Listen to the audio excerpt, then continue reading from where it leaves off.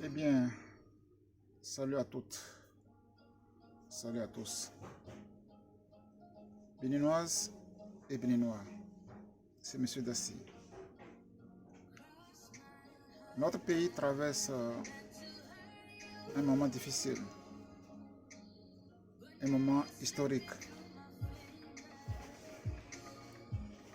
Nous sommes aujourd'hui en train de traverser un moment du bilan. Parce que dans la vie, il y a la justice humaine et la justice divine. Je vais me prononcer sur la situation qui entoure Rekia Madogo, celle dont le procès a eu lieu hier. Qui est Rekia Madogo? Vous le connaissez tous. Et avant son arrestation, je l'avais déjà critiqué pour n'avoir pas donné de bons exemples pour la jeunesse béninoise avec ses cheveux indiens et consorts. On ne parle plus de ses cheveux parce qu'on voit même déjà la situation dans laquelle elle se trouve compliquée à la voir à la barre hier.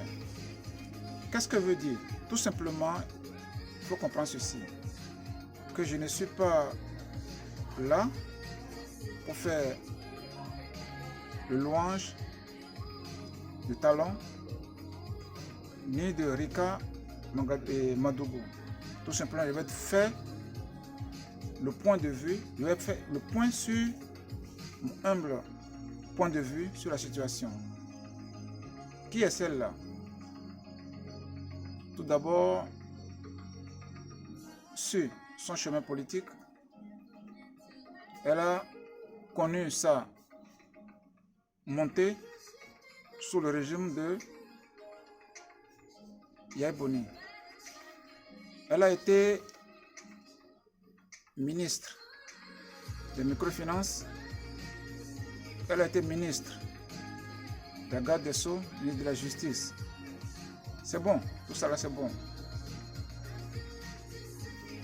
Yaya Boni a bouclé ses 2 mandats.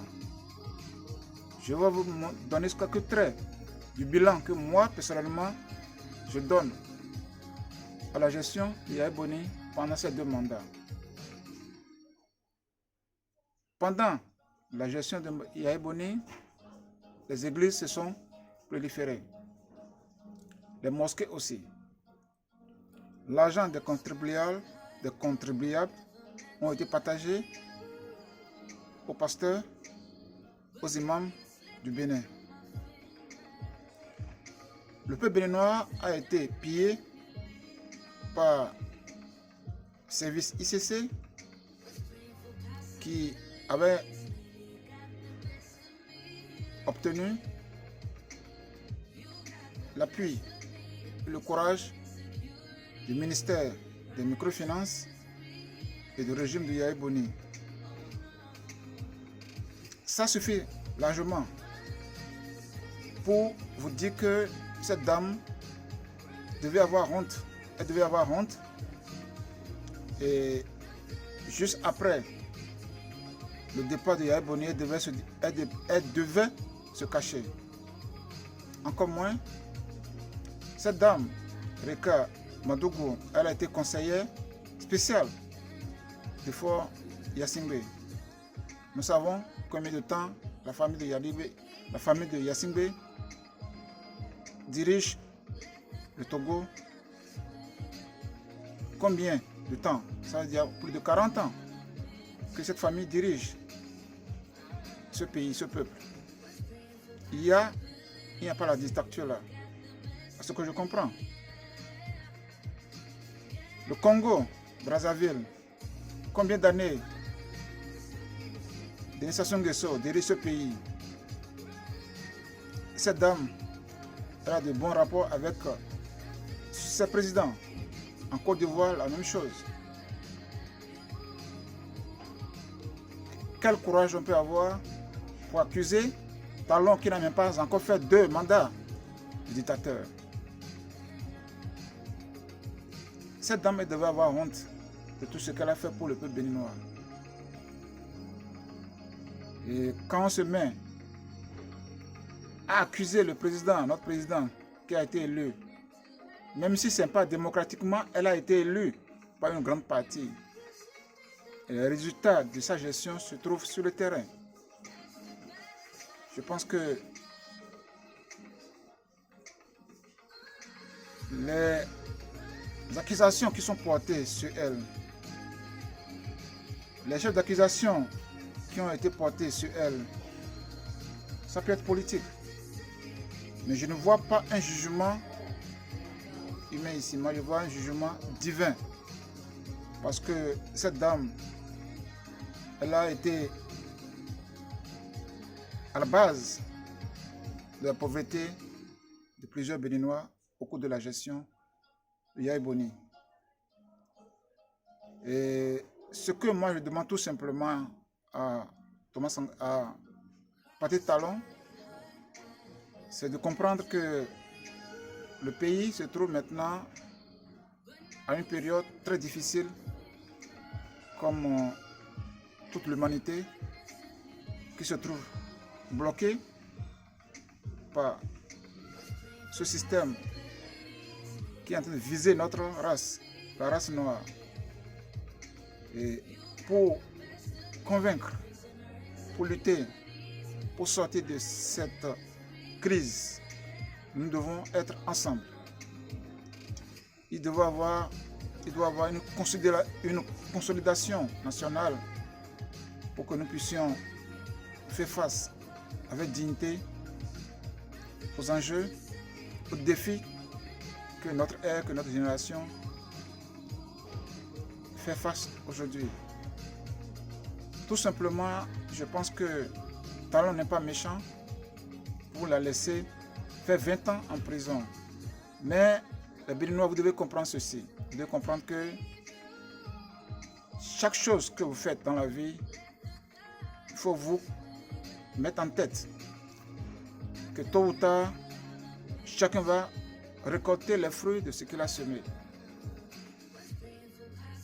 Reki Madougou, elle a été à la base. Elle a participé au pillage des pauvres béninois, des paysans béninois, avec Sévic ICC.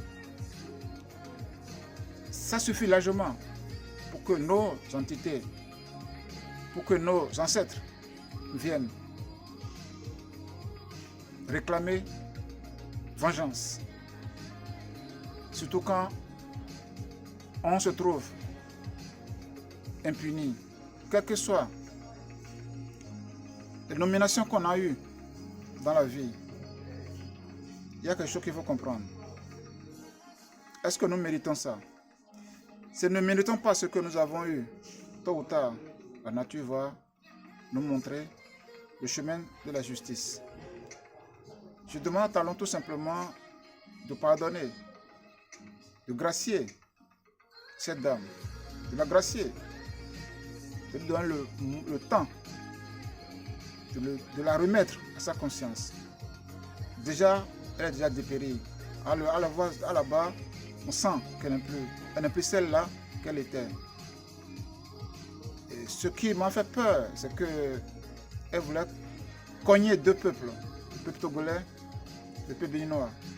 Elle voulait cogner 2 peuples, parce qu'elle était conseillée du Foya Singbe. Elle comptait sur la vengeance, elle comptait sur la protection de Yassingbe. Mais Yassingbe a été sage. Il a compris que le Bénin est un pays, est un peuple souverain, et chercher à se mêler dans les affaires d'un pays souverain va lui créer beaucoup de problèmes. Il a compris, et Reka Madougou doit accepter son sort et demander pardon, tout simplement demander pardon. Et je pense que le peuple béninois va reconnaître à Talon ce qu'il fait pour le pays. Moi, je dis ce que je vois. J'ai accusé Talon d'avoir imposé le vaccin au peuple béninois. Je l'ai accusé d'avoir imposé les masques aux Béninois. C'est mon devoir en tant que peuple, en tant que fils de ce pays, de défendre mon peuple, de défendre mes citoyens. Donc, je demande humblement au président Talon d'accepter si cette citoyenne qui a commis des erreurs dans le passé, si elle demande pardon, de la pardonner et de la gracier. Aussi bien que je parle pour Joël Aïvo aussi. Je ne connais pas bien son histoire. Mais tout ce que je sais, c'est qu'on a besoin de la paix. On a besoin de la justice. La justice a fait son travail. Maintenant, il reste maintenant le côté humanitaire. Parce que un bon arrangement, mieux vaut qu'un procès. Humblement, je me mets à genoux devant le peuple béninois, devant le garant de notre constitution, devant Talon, de pardonner à ces deux personnes s'ils demandent pardon. Parce qu'on ne peut pas pardonner quelqu'un si quelqu'un ne demande pas pardon. Je demande à Yves Joël, il doit demander pardon après avoir reconnu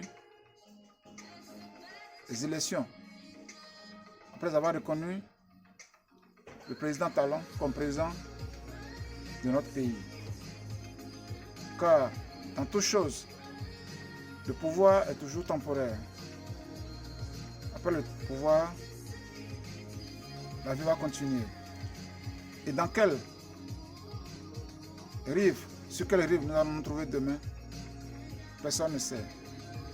En tant que traître, ou en tant que héros, on va définir ceux-là qui attendent à l'autre côté. Que Dieu vous bénisse, c'est M. Dassi.